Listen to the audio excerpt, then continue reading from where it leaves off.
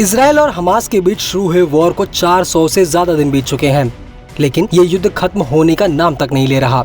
इस बीच जहां इजराइल ने गाजा में घेराबंदी कर दी है, तो वहीं हमास ने भी इजराइल को घेरने का तगड़ा प्लान बना लिया है।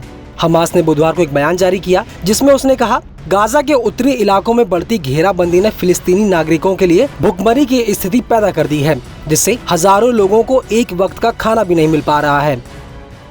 इसलिए इजराइल को सबक सिखाने के लिए फिलिस्तीनी समर्थक एकजुट हो और इजराइल के खिलाफ दुनिया भर में प्रदर्शन करें।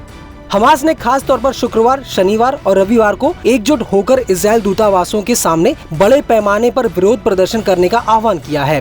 यह प्रदर्शन इजराइल के अत्याचारों के खिलाफ वैश्विक स्तर पर एकता दिखाने के लिए आयोजित किया जाएगा। इससे दुनिया भर के लोगों को फिलिस्तीनी नागरिकों पर हो रहे जुल्म के प्रति जागरूक किया जाएगा। हमास ने सभी फिलिस्तीनी समर्थकों से इस दौरान एकजुट होने का अनुरोध किया है।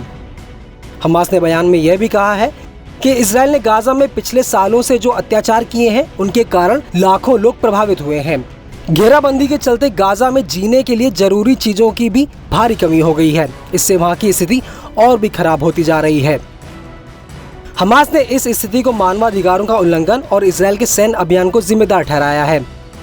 हमास का कहना है यह घेराबंदी जानबूझकर की गई साजिश है, जो फिलिस्तीनी लोगों पर राज करने के लिए की जा रही है। हमास ने यह भी मांग की है कि दुनिया के प्रमुख देशों, विशेषकर अमेरिका, ब्रिटेन और जर्मनी, जो इजराइल के युद्ध अपराधों को समर्थन दे रहे हैं, उन्हें अपनी नीतियों को बदलने के लिए मजबूर किया जाए। इन देशों की सैन्य और आर्थिक सहायता ने इजराइल को ये कार्रवाई जारी रखने दी है।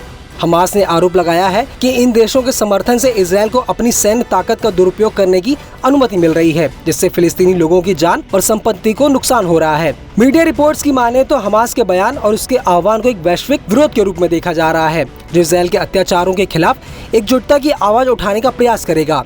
हमास के इस आह्वान से उम्मीद जताई जा रही है कि अंतर्राष्ट्रीय समुदाय में इजराइल के खिलाफ कार्रवाई की दिशा में और अधिक दबाव बनेगा और गाजा में फिलिस्तीनी नागरिकों की मदद के लिए कदम उठाए जाएंगे।